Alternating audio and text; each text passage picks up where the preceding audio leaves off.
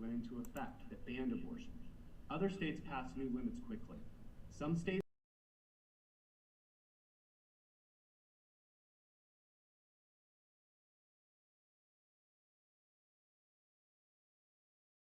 found that the Kansas Constitution's Bill of Rights protects access to abortion. In response to that decision, Kansas voters will be voting August 2nd. And in fact, many of you already are voting early or by mail on a constitutional amendment called Value Them Both that was passed by the legislature to declare that abortion is not a right under the Kansas Constitution. The referendum makes Kansas the first state in the nation to weigh in on abortion following that court decision. Next week's vote in Kansas is just the first example of how the U.S. Supreme Court's decision in the Dobbs case lends additional weight to our own civic engagement. How individuals choose to be civically engaged will determine what the future looks like in this new landscape. So whether you vote, how you vote, who you vote for, how you choose to make your opinion known, or even the extent to which you're willing to engage with differing viewpoints is probably going to have a greater impact on the future in the post-Roe era, with so much being left up to the states for now. Today's discussion is designed to ground you in key arguments being made by the vote yes and vote no sides. It's designed to deepen your understanding of what drives Kansans to engage with such passion on this issue and to start to try to maybe envision a future in terms of what dialogues we should have after August 2nd. We plan to conduct our discussion with a tenor that reflects the principles and competencies of leadership taught by the Kansas Leadership Center, especially the willingness to hold multiple interpretation, even those viewpoints that challenge us or concern us. The program we planned for today has been profoundly shaped by our readers and especially KLC alumni. 700 of them responded to a survey we sent out earlier this month about the issue of abortion. Many of them, and these are people from both sides, shared deeply personal information with me and the rest of our team about why this issue is so important to them. And I just wanted to take a moment to thank you for your engagement and the trust that you have placed in us to both reach out to us and to be a part of us holding this conversation. I also want to thank you for your guidance. One of the questions we asked on the survey was, what advice do you have for us? And the overwhelming response was, be neutral. And a lot of you also said, and I interpret it being in this tone of voice, good luck. And so we have tried to build this program to honor the desire to create a trustworthy process that engages multiple perspectives in an authentic, truthful way. And it's a tall order, and we would be grateful for any grace that you as an audience can extend us and our panelists as we try to do this. And if we disappoint you at all through the course of this, we hope it's at a rate that you can handle and tolerate. In a few minutes, you're going to hear recorded interviews with two individuals we asked to make the best possible arguments for the vote yes and vote no sides. You'll hear from Elizabeth Kirk, a law professor at Catholic University of America, who will be sharing the viewpoint of the vote yes side. Ashley All, a spokesperson for Kansans for Constitutional Freedom, the coalition opposing the amendment, will speak on behalf of the no side. After that, we'll have a live discussion with 6 panelists with the hope of going beneath the surface to discuss this issue even more deeply. 3 of the panelists plan to vote yes, and the other panelists are planning to vote no. We won't resolve this debate today. I mean, I can pretty much guarantee that. But we hope to embody the value of listening deeply to each other in hopes that there's something good, that there's some benefit that comes to us after August 2nd. We encourage you to engage in this dialogue in the comments throughout, honoring this same spirit of restraint and respect. That doesn't mean you can't criticize or disagree, but I'd urge you to focus on content and give everyone you encounter as much of the benefit of the doubt as you can extend for the course of this hour. And after this hour is over, you can go back to being your normal self, but the goal is to just create this very unique space for this small period of time that might allow us to do something and have a conversation that's different from what we're used to having. I'm going to start off our discussion by reading word for word the question that will appear on the ballot.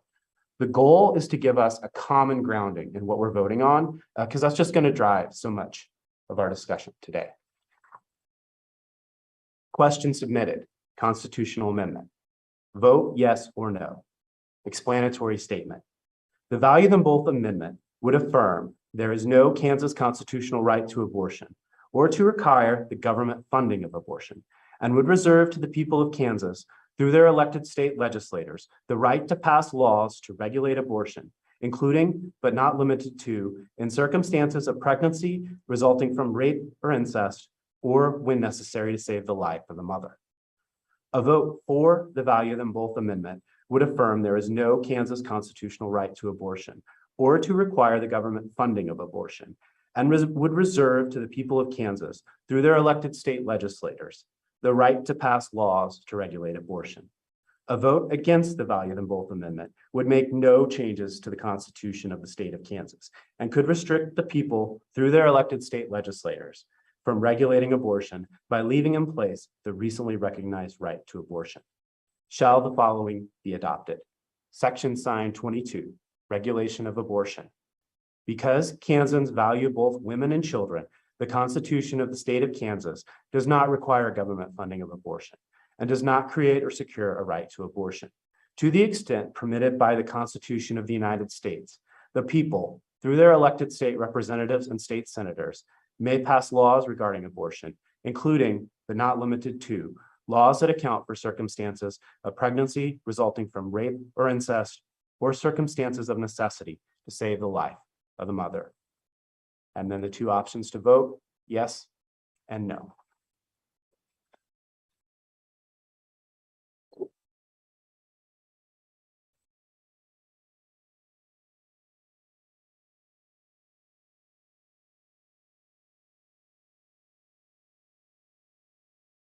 Now that you've had the text of the amendment read to you, you will now have a chance to hear from Elizabeth Kirk and Ashley All to explain the perspectives of both sides.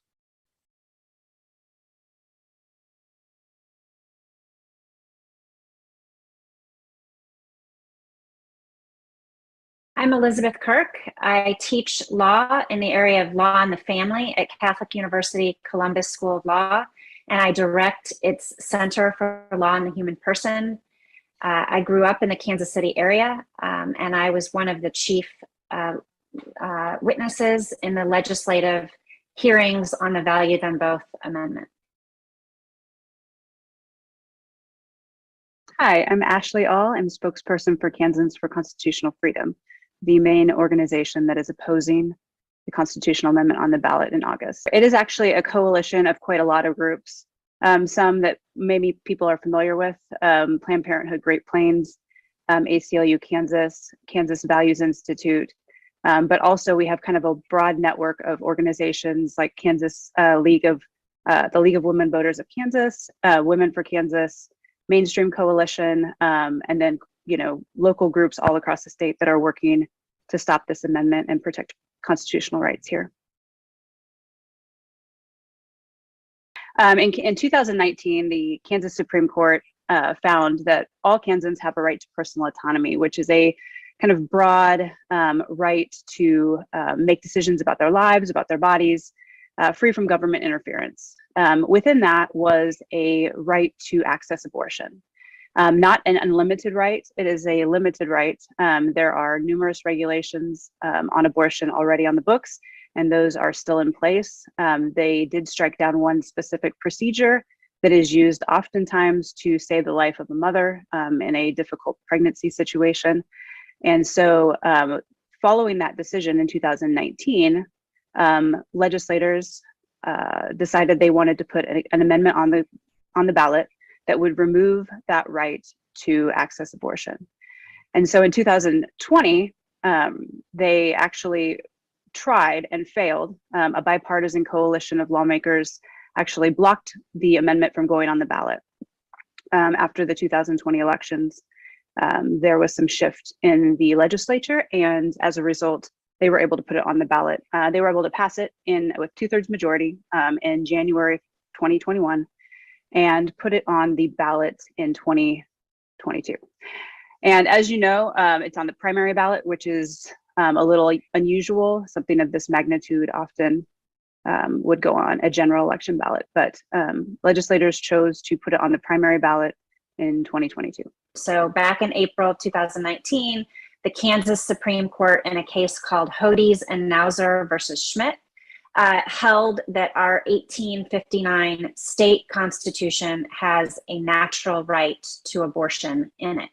And when it did so, when it held that, it did two things that put Kansas law at the extreme end of abortion jurisprudence, even at that time vis-a-vis federal jurisprudence, which at that time was governed by Roe and Casey. Those are the United States Supreme Court decisions. So the two things that the Kansas court did in Hodes that create the need for the amendment are these. First, the Kansas Supreme Court adopted a test.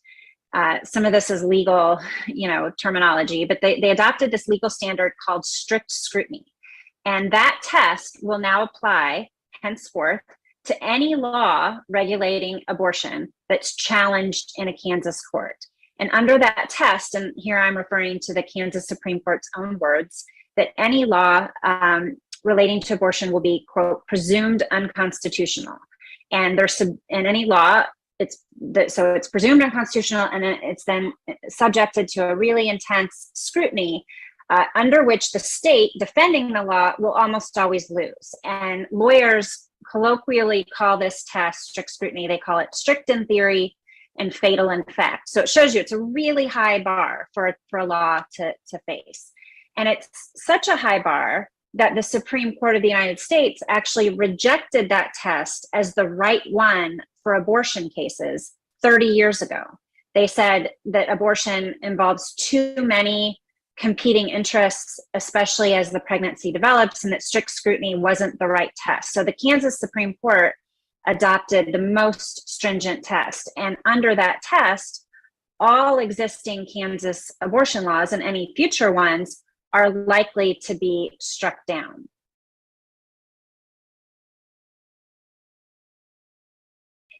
I think it's important to, again, to keep in mind what a vote yes means, right? A vote yes is not really taking a stand one way or the other on abortion policy. The amendment itself is completely neutral on abortion.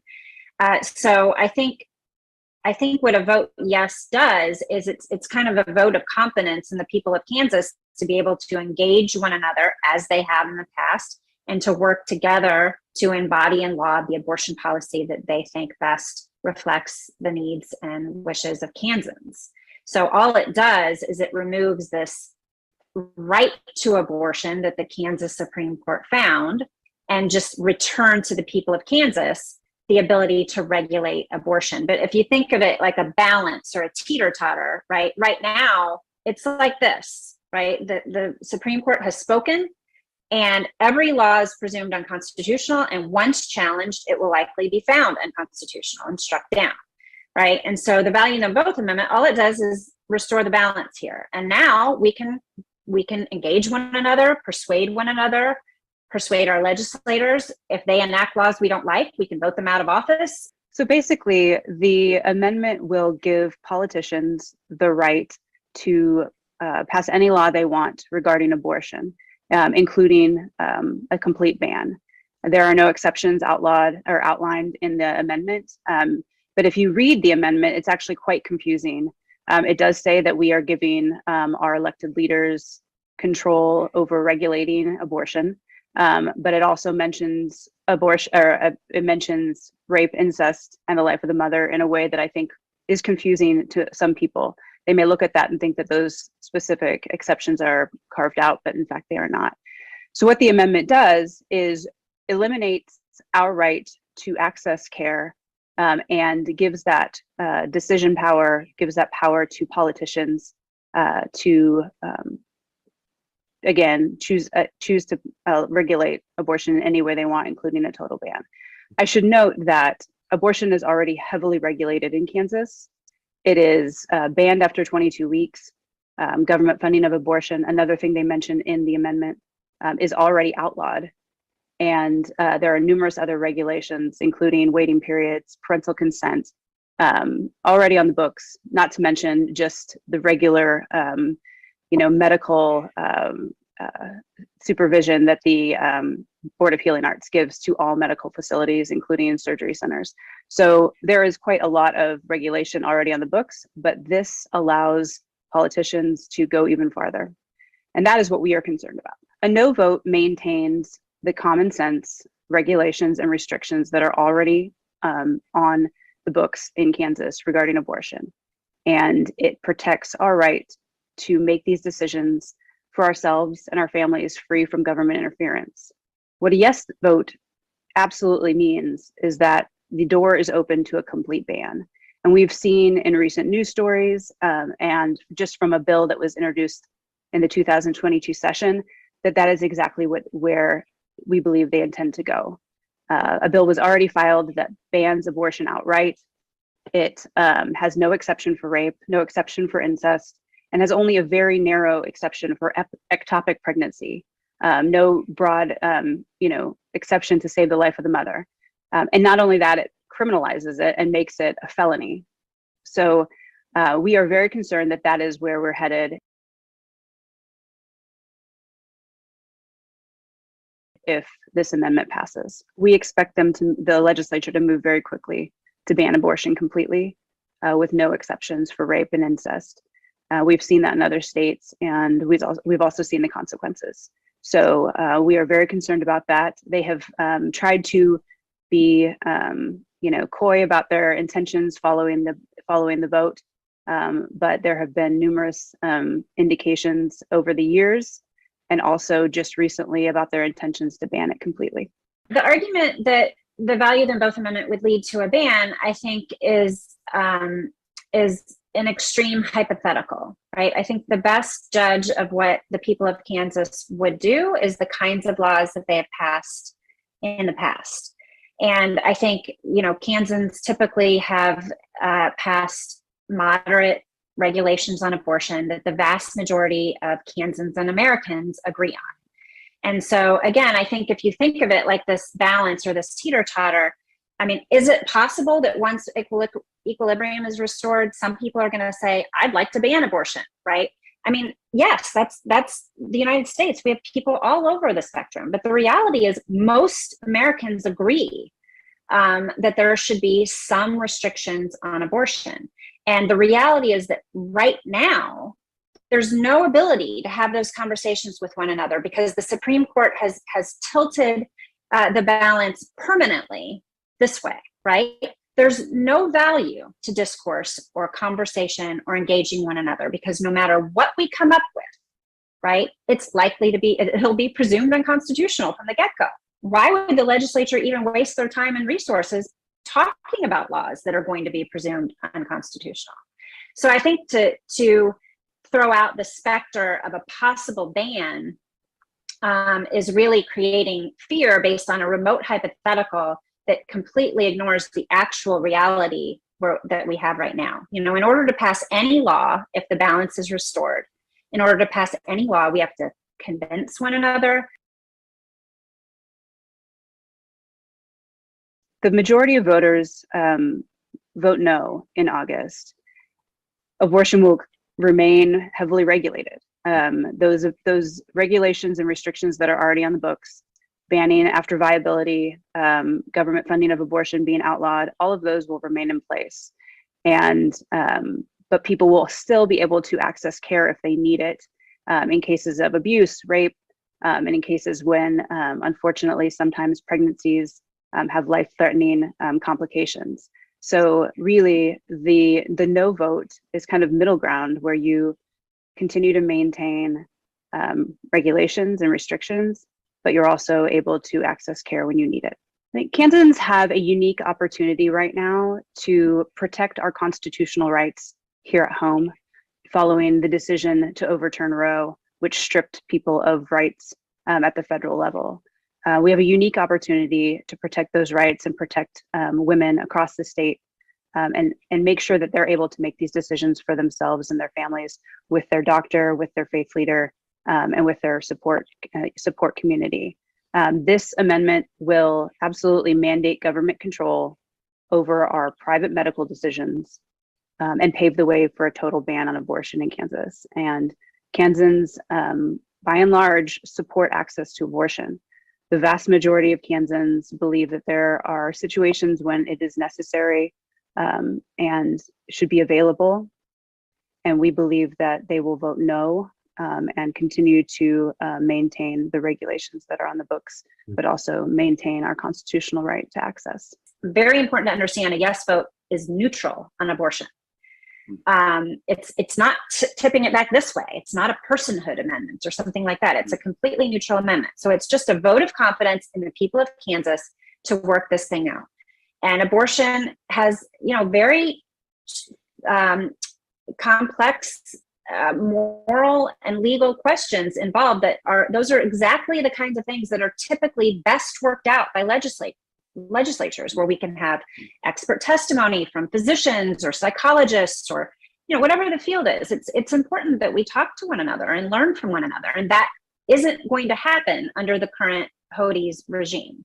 So I think if you want that kind of public discourse, right, that's more likely to lead to a resolution that creates some kind of civility, right, because we've all gotten to participate in it.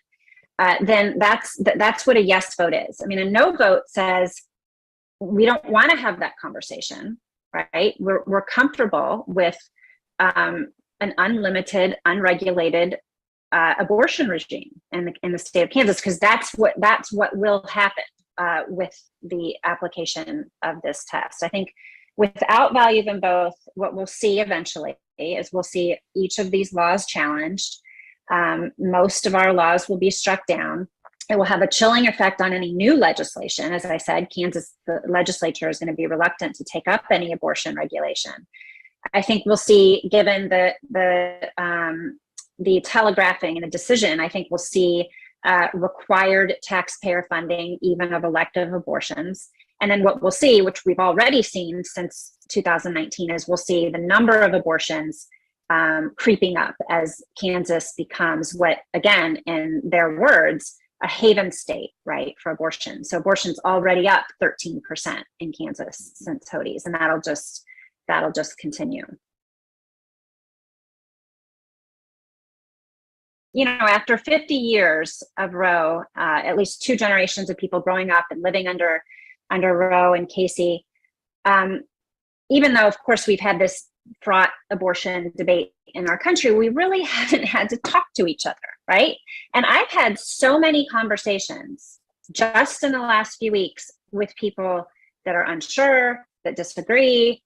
I think that's really good for us. I think that's really, really good for us to have to talk about the underlying goods that are at stake. Like, why do women have abortions?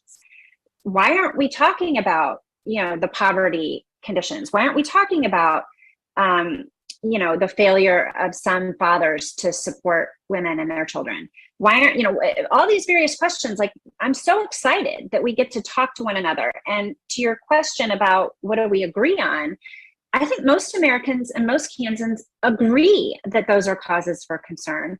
And on abortion specifically, most of us agree there as well. Most people are not comfortable with either extreme. Most people are, and so again, I mean, I think what a yes vote does is allow these conversations, the deliberative process, the democratic process, to happen in a way that I think will be really healthy for our democracy and our civil discourse. I would say we all value life. We all understand that there are difficult situations in people's lives, and we believe that we ought to help protect women from these situations, and we ought to be able to protect our children if there are situations of rape. And I think that they agree with that as well. My concern is that they put certain, very specific beliefs ahead of those constitutional rights. And women in Kansas deserve the right to make decisions about their health care and their body for themselves and their families. And doctors ought to be able to make these decisions for their patients or with their patients in a timely fashion, especially in situations of emergency. And that is what we've seen since the Roe decision, or the Dobbs decision where Roe was overturned. We've seen stories out of states that have banned it where, you know, a 10-year-old child, was required to travel over state line to get an abortion. A victim of rape who was 10 was required to travel to get an abortion because of her state's new laws, and that is absolutely outrageous. Nobody in Kansas agrees that that is the way we should treat our children. And we've seen stories out of other states where women and doctors have had to delay care for women, and it has had serious consequences. And so we are very concerned, especially given their recent statements that they plan to ban abortion completely with no exception for rape and incest, and probably a very narrow exception for the life of the mother.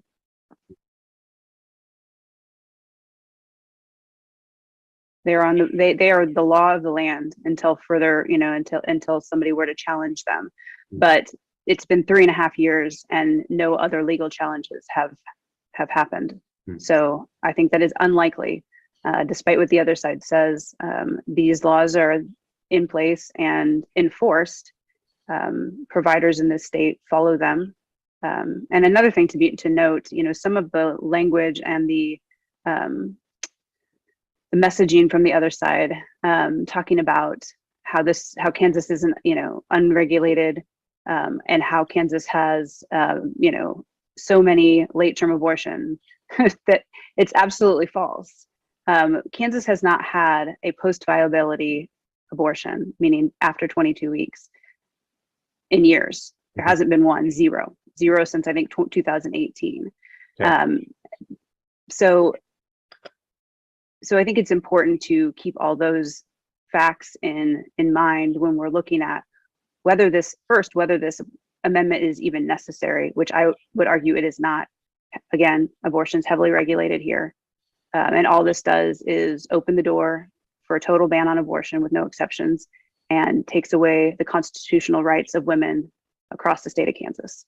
There's 4 reasons why I think Kansas laws are likely to be struck down under this test. One is that pro-choice advocates themselves, when HODIES was decided, they said publicly, this means that nearly all abortion restrictions in Kansas are going to be challenged and struck down. The second reason is we can look to other states. There's other states besides Kansas, about a dozen of them, who have similarly adopted or found a state constitutional right to abortion and adopted the strict scrutiny test. And we see in those states, when a court does that, it's the beginning of a long line of cases where moderate abortion restrictions like funding restrictions, parental notice, parental consent, waiting periods, requirements that physicians be the one to perform abortions, those have all been struck down in other states under the same test. The third reason is that Justice Biles, who's one of the Kansas Supreme Court justices who agreed with the result, he agreed there was a right to abortion,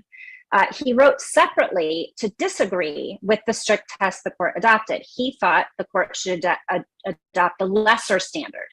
And he specifically said this strict standard was going to have unsettling effects in Kansas law. And then the last thing I would say is that we've already seen that in the couple of abortion laws that have been challenged so far since 2019, lower courts have struck them down, just as we would expect them to do. So, for example, the ban on D&E, dilation and evacuation abortions, commonly called in the statute dismemberment abortions, that law has been held unconstitutional. That law had bipartisan support in the legislature, struck down. The comprehensive abortion clinic licensing, sanitation standards, inspection rules, that law was struck down as well. So that's the background for why the Value Them Both Amendment what is required to restore the equilibrium to Kansas law and allow the Kansans through their legislature to enact the abortion policy they think best represents the wishes of Kansans.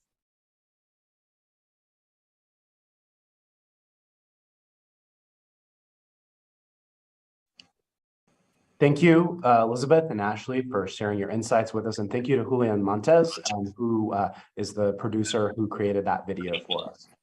Obviously, there are lots of areas where the two of them disagree. And for the course of this hour, the rest of this hour, I would just like you to hold this possibility that what they disagree on mostly is not about the facts, but that they are making different interpretations based on the same facts. And in some cases, maybe even put a higher priority on interpreting some facts over others.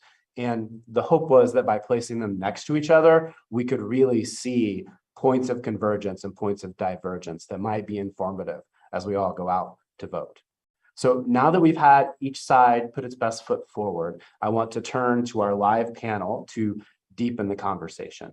Joining us today are Ben, Catherine, and Ashley, along with Laura, Kayla, and Gloria. We're going to be identifying them only by their first names because sharing your views on this topic is, it's kind of publicly risky. And so we wanted to just make it a little easier to be honest and authentic. And I want to start by giving them a chance to introduce themselves. And I realize, like, when every decision that you make in this discussion is fraught with implications. And I can't even have you guys introduce yourselves in alphabetical order without saying something, because all of our yes votes are ABC and our no votes are elsewhere in the alphabet. So I'm just gonna call you out by name and ask you to briefly introduce yourself and tell us, why did you decide to join this conversation? So I'd like to start with Ashley. I'm Ashley Stanley, and I just blew the whole anonymity, and I realize that now. I just wanted to join this conversation because I think dialogue is more effective in bringing about change than one-sided social media posts and yard signs. I think a lot is lost in translation with those, and I think it's better to dialogue about it. Thank you, Ashley. Gloria, would you like to introduce yourself and tell us why you decided to join today's conversation? Yes, my name is Gloria. I'm a mother of 5, and I wanted to join this conversation because I think it's important that we hear both sides in order to come up with a better solution for Kansas women. Thank you, Gloria. Ben, your turn. Thanks for having me.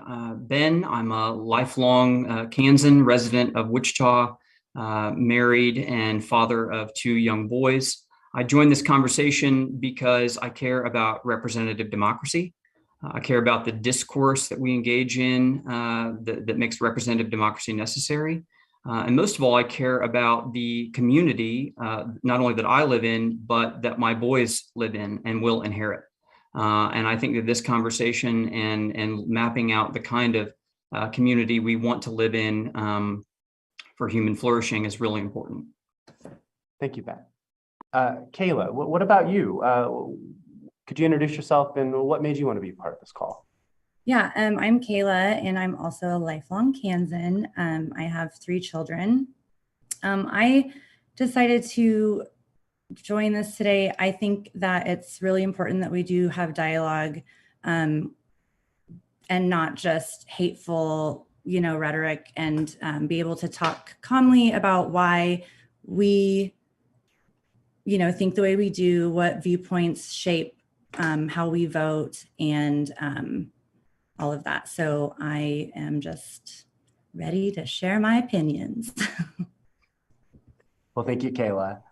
Catherine, could you please introduce yourself and share why you wanted to join our discussion? Hey everyone, my name is Catherine. I'm a mother of a budding toddler and a wife. I'm an entrepreneur. I was born a Kansan. I've been a Kansan most of my life, but I did live overseas for 4 or 5 years. And I wanted to join this conversation echoing a lot of you all, that it's hard to have these conversations in real life. I feel like sometimes I post stuff on social media trying to not be neutral, but post calming stuff that I believe that's not divisive necessarily. But it's an echo chamber, and it's not a place to have dialogue. So I always tell people, if you have something to say to a post, I want to talk to you in real life. I want to get a beer. I want to get a coffee. Let's talk about it face to face. So this is a great opportunity for that. Well, thank you. And I just want to add, like, that's like kind of why this group was chosen. Like, we wanted to bring individuals on who have both strong opinions, but also the ability to talk across difference. And so you're, not just representing your points of view, you're kind of representing, I hope, the best of Kansans in terms of having this kind of dialogue. Laura, your turn. Introduce yourself and tell us what made you want to join today's discussion. Thanks, Chris. My name is Laura. I'm also a proud Kansan. I'm a Jewish woman. I'm a mom to an incredible 3.5-year-old daughter. I'm also 17 weeks pregnant, which feels relevant for this discussion. And I'm here because I truly believe really what so many of us have already shared, that so few of our politics live in the polarities and so much more exists in the nuance. And so I'm looking forward to talking with everyone and learning today. So I'd like to, so thank you, Laura. And I'd like to open up kind of to the group with kind of our first deep question. And I'd like to know, like, when you think about voting in the August 2nd election, what is most important to you? And if you can connect that really deeply with like the experiences that have shaped those views, like not just position, but what's the below the tip of the iceberg, and like what has shaped your views. And I'm just going to open it up and let you kind of work it out. Who talks when and where? I'll go. So I am a no vote. August 2nd. I believe very strongly that all humans should have the right to bodily autonomy. I think that healthcare decisions should be made by the person whose health it is and their doctor, not politicians, not even voters. I don't think that unless you're in those shoes and have lived in those moments, like there's no way you are even have any stake in the game, because it's not your life, it's not your health. There's a lot of misinformation, I think, going around about abortions in general. They're already very regulated in our state. I know personally the regulations because 5 years ago, I was 22 weeks pregnant and I found out that my son, who we named Jack, had a severe fetal anomaly.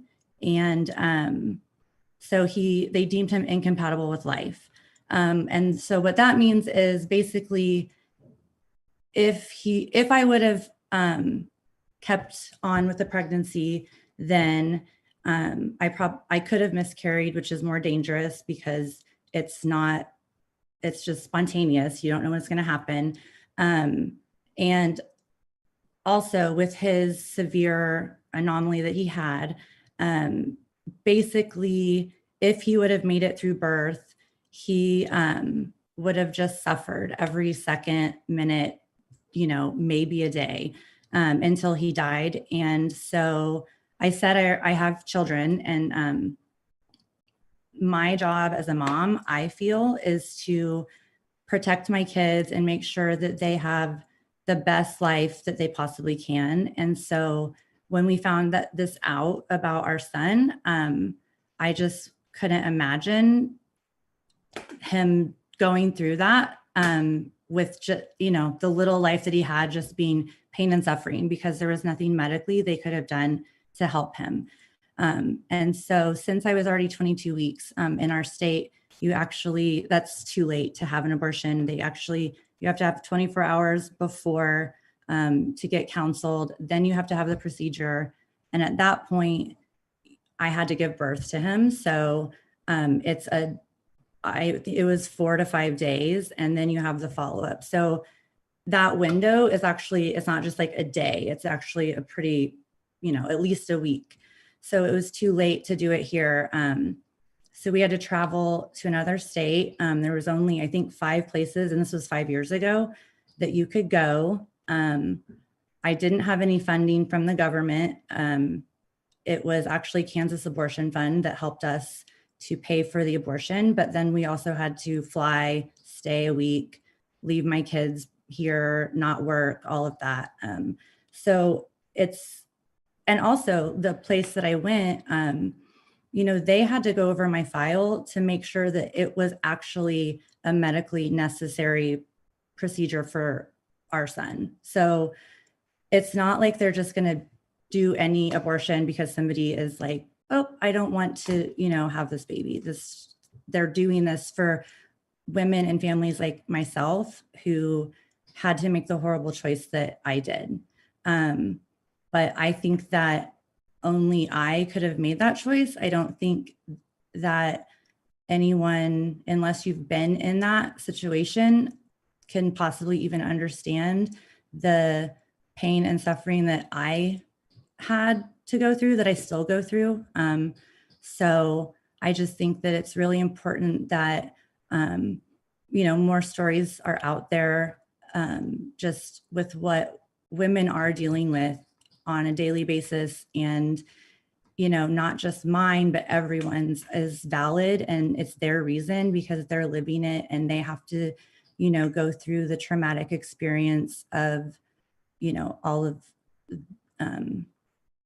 all of these things. So I just think that's why I'm so very strongly a vote no.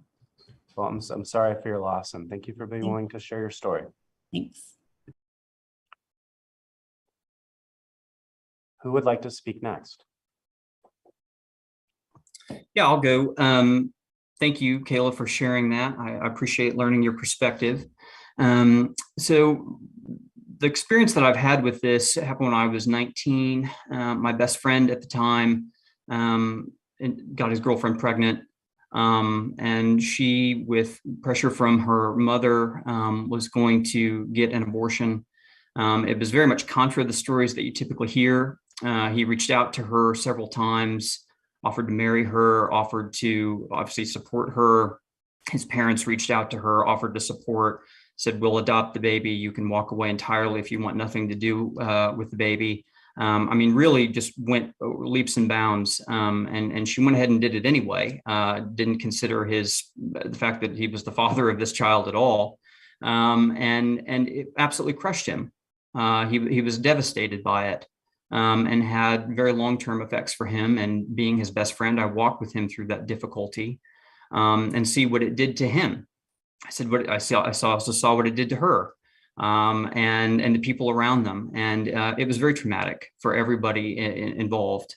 And so that's kind of the initial experience I've had. I've had others walk with friends through difficulty, certainly not naive at all to the difficulties that people face and that women face with this. I want to make that very clear.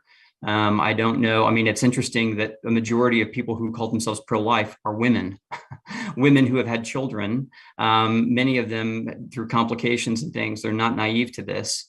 But I also think, watching the videos was instructive to me. I think there's just a lot still, some misinformation. Yes, it is true that there are regulations currently on the books. But you have to understand the context of this conversation and why the amendment is even important in the first place. Because the HODIS ruling of 2019 was one of the most extreme rulings that we've seen, not just in a state Supreme Court, but even in the national Supreme Court. Just to very briefly, and Professor Kirk didn't list this, but we have the strict scrutiny standard given in the HODIS ruling, which mimics that of Roe itself. But in the Roe ruling, Justice Blackmun gave a legal framework, our trimester framework, first, second, third trimester, which we look at now, to say when the federal government, when state governments have a compelling interest to regulate this. The first trimester, strict scrutiny, no regulation at all. Second trimester, a little bit just in terms of for the health of the mother. The third trimester, the state does have more of a compelling interest to do this. What's so radical about HODIS is that they adopted the strict scrutiny standard, but gave absolutely no legal framework whatsoever. So it's presumed that the state never has a compelling interest to deal with this. So the laws that have already been challenged, one being the second trimester D&E, which was in the HODIS ruling, a subsequent ruling on health and safety standards for abortions have both been struck down. It's not true to say that there's not a case right now. There is one pending. It's stayed right now with the court to see how the amendment's going to go with the Trust Women Clinic v. Bennett. which is trying to overturn laws to allow women to obtain abortion pills with just using telemedicine without the consultation of a doctor. There's all kinds of problems to that we could go into. So it's just not true. And we have all the evidence in the world based off of what we've seen with other states, that when these laws are challenged, and we have every good reason to believe that they will be challenged and are being challenged now, they will be struck down. The bottom of page 72 of the majority ruling says presumed unconstitutional. Existing laws that are challenged will be struck down. And we, as the people, will have no recourse whatsoever through our elected representatives to change any of that going forward. It will completely take it out of our hands. Thank you, Ben. Gloria, it looks like you're having to do a lot of maneuvering around, and I know, I think you might have some time crunch going on. So I wondered if you'd like to go next and talk about when you think about voting in the August 2nd election, what is most important? Yeah, I apologize for that. We do have class, but we send everybody to lunch, but yet everybody came back right away. So yeah, that's why I was moving around. Yeah. My vote is also no. And I appreciate that the last two persons that went and spoke about why they consider however they're going to vote. My reasoning is I too had to have I guess I wasn't that far along, so I had to have a DNC. And so to even imagine what a woman could possibly go through physically to obtain an abortion. I mean, mine was a missed abortion, actually. I didn't know that my baby had passed, and it had been over 4 weeks. So I also work as a paramedic. So my first thought in mind was becoming septic and becoming ill and leaving my other children behind, right? And so at that time, that's what was going through my mind, is how would I survive if I became septic? And if I didn't, what was going to happen to my children, right? So there I am changing up beneficiaries, and then to top that off with the possibility of a physician saying, no, we can't do it because this law has been passed. To me, that is actually very dreadful. Are there other examples of women that decided that they did not want to continue with the pregnancy, like the previous gentleman said his friend's girlfriend did? I understand, but I think most importantly is being able to keep safe and healthy those women that need it medically. And unfortunately, that also includes the women who perhaps don't want to continue with the pregnancy. There's so many cases. El Salvador, for example, which has a total ban on abortion. Most of the women in the prison system are there because they couldn't prove that they had a miscarriage, and they're charged right away with an abortion. And so what does that do? That leaves the other children that they have back at home alone. Who raises those children? And I think that's also a huge factor that leads to society being ran in a poor manner, is because you're incarcerating mom. I mean, worst case scenario, obviously, incarcerating mom, taking her away from the home because she couldn't prove that it wasn't an abortion, that it was a medical necessity. I couldn't prove that. I didn't even know that my baby had died. So if they wanted to charge me with I killed my baby, I had no proof to show to them that I didn't, other than my word, right? Maybe some lab work. I mean, I wouldn't have taken anything, but ultimately, I really think that we're taking a step back when it comes to being a society that should be more advanced than third world countries. And so that is why my vote will be no this August 2nd. Well, thank you, Gloria, and thank you for being willing to share that with us all. Who would like to speak next? I'll go. I can go, unless someone else says. When I think about voting, the most important thing to me is protecting the rights of the unborn. my biological grandmother gave birth to my mom at 16, and it was not her choice to get pregnant, but it was forced on her during a date. And if she had chosen abortion, my mother would not have been born, and consequently myself and my 3 children would not have been born either. And nobody forced her to keep the baby. It wasn't a lifetime decision that she had to try to raise this child, but she gave us a chance to live. And it's now positively impacted 3 generations of women. And so my vote will be yes. Can I bring something else into the conversation? Yes, if you wish. Yeah. So my question to her response would be, how can you miss something that you wouldn't have? So you're saying that your mom wouldn't have been here and you wouldn't be here. So how can you miss it if you wouldn't have had it? Does that make sense? How can I miss life if I hadn't known that it existed, if I hadn't been born? Right. How would you? I don't know if that's a fair question to ask, because I do have that experience. I do have the experience of life. I know what it is, and I know that it exists. And I'm glad that I wasn't just seen as a choice, that my mother wasn't just seen as a choice, but she was seen as a life. Mm-hmm. And I just, this is Laura. Like, I want to validate, Ashley, listening to your story, it totally makes sense to me that that would be your line of thinking. That makes complete sense to hear you talk about the generations and, and that you were the benefit of that choice, of the choice to honor, for your grandmother to honor the life that was growing in her. And it makes a lot of sense to me to hear that. And I, on the other hand, sort of think about, I'm a geriatric social worker by training, and I've heard just the harrowing stories of botched abortions pre-Roe v. Wade. And, Gloria, you mentioned sepsis, and it had happened to many of my clients. I mean, I've heard whispered words from my most devoutly Catholic clients of their partners, cheating on lunch breaks and bringing home venereal disease and having to deal with that, right? Having to deal with the hard things.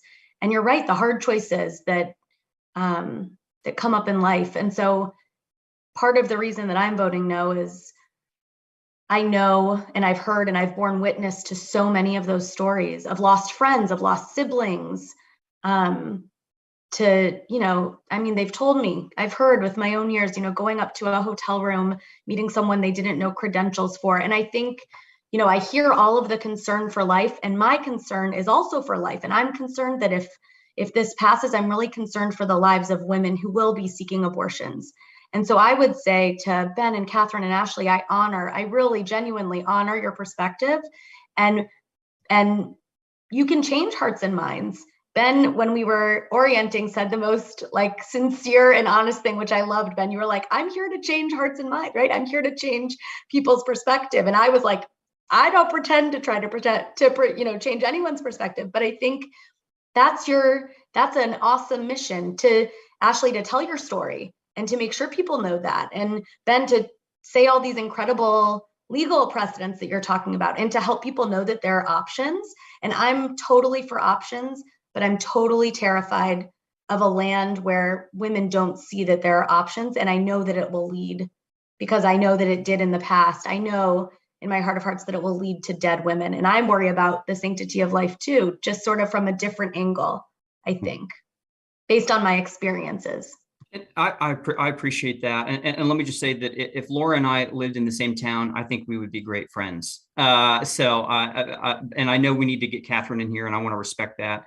I do want to just make a distinction that what we are talking about in elective abortions are different than ectopic pregnancies or septic uteruses or those types of things. And I think that distinction has got to be made. There is a difference between saving the life of the mother, which has an unintended consequence, and not even in every instance. There have been successful instances with ectopic pregnancies of saving the baby, but doing that versus an elective intentional abortion of ending the pregnancy for that reason. And I don't have time. We can go into all kinds of different statistics. I absolutely take very seriously, very sincerely, the stories of women with extreme difficulties, all of these things, absolutely. But I want to say that I think when you look at all the national statistics, even the local statistics, and this comes from the Guttmacher Institute, which is the National Pro-Abortion, Pro-Choice Research Institute, to make certain instances of complications the normative experience in which we base all policy, I think is a mistake. Not to say you don't take them seriously, not to say that we don't listen to every story behind them, and that we need to make really careful sure that we are devising policy in a way that makes those exceptions and has those things. But to make, like Ashley gave the instance of the 10-year-old girl, which there's all kinds of debates flowing around that, to somehow make that a normative instance on which you base all on an issue that's so polarizing, and to take that out of the hands of people, where at least half the country says, no, we want it this way and the other way. And for judges just to take all of that out of our hands to end the conversation entirely, I think is a huge mistake. I'm going to interject too, because you said that, miscarriages and different things weren't considered abortions. They are actually considered abortions. And so statistically, if you have a miscarriage, if you have to get a D&C for some reason, if you have an ectopic pregnancy, they're medically coded abortions. So it's actually under it's a semantics game, and I understand what you're saying, but there's a difference in intentionality with the law. Based from an ectopic pregnancy or a miscarriage, based off of that, and then going to have an intentional way to end the pregnancy. So yeah, they may be coded the same, but we're not talking about medical coding. We're talking about intentionality and the way in which you devise policy and how we hammer that out as a society. And so in regards to the law, all the existing regulations that are on the books now make those exceptions. There's national laws that make those exceptions. President Biden's executive order from 2 weeks ago references the national laws that make those exceptions. And so it's very much a distinction that has got to be made between medical coding and policy. So I don't think we're going to resolve this difference. No. I think we've made these differences clear, and we've made these perspective differences quite clear. And I want to take our last 2 minutes, and I want to turn them over to Catherine. And you get maybe a different assignment than everyone else gets. So I would like to hear about, what you're thinking about voting in the election. I want to know what experiences have shaped your views. I want to know maybe how, listening to these different viewpoints, what's rattling around in your head. And then maybe you can be the one who sort of expresses what are our hopes for the future after August 2nd, just from what we've surfaced so far. There's no not putting any pressure on me. Sorry, no pressure. This is Catherine. This is why you go first. Oh gosh. So, I've been pro-life my whole life. There wasn't any early thing that shaped my decision. It's how I was raised. I was raised to stand up for those who can't stand up for themselves, and not just in this issue, but just in life in general.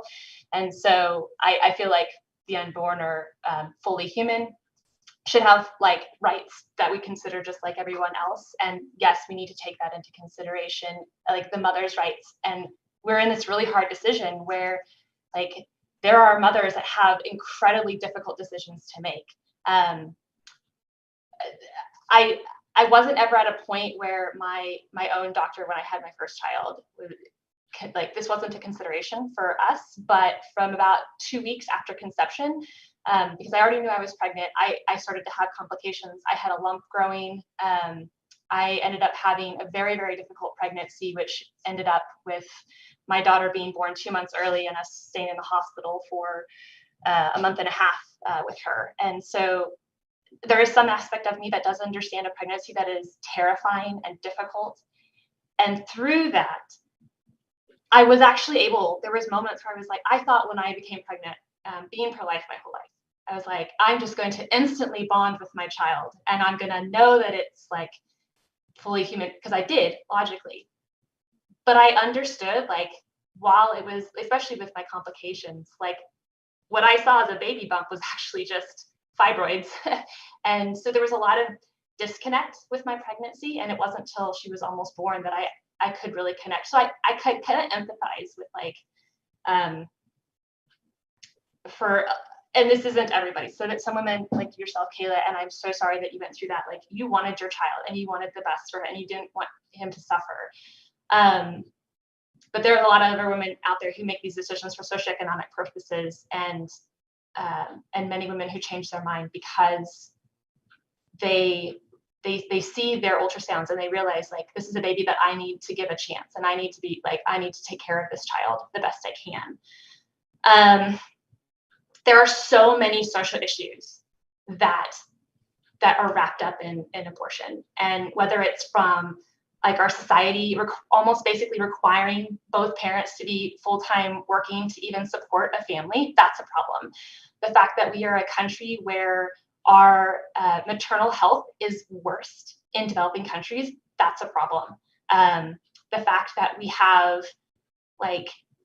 have so many issues, not good paternity and maternity leave, all of these contribute to women's choices and their choice to have an abortion. And I would just like us to be able to continue to have these conversations after August 2nd. It's obvious from the two people we heard and all of us that our interpretations of the laws are very different, and we're not seeing the interpretation the same.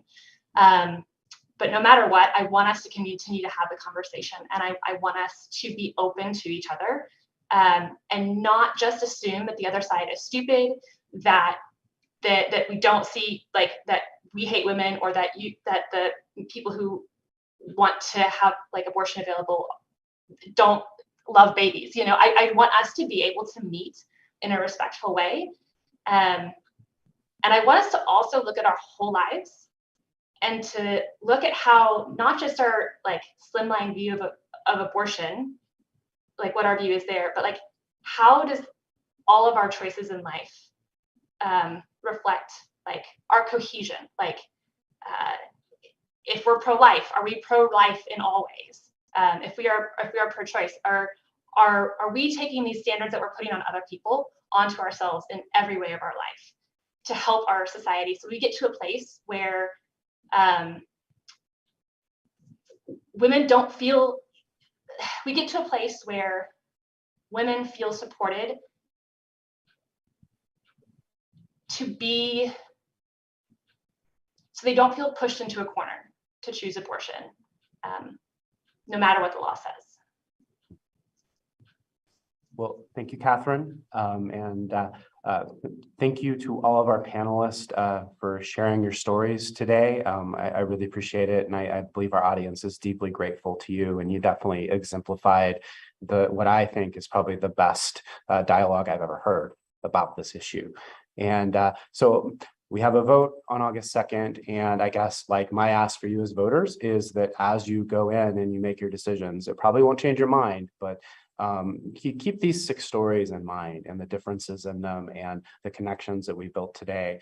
And hopefully we'll be able to have a conversation together after the vote that's as enriching as this one was today.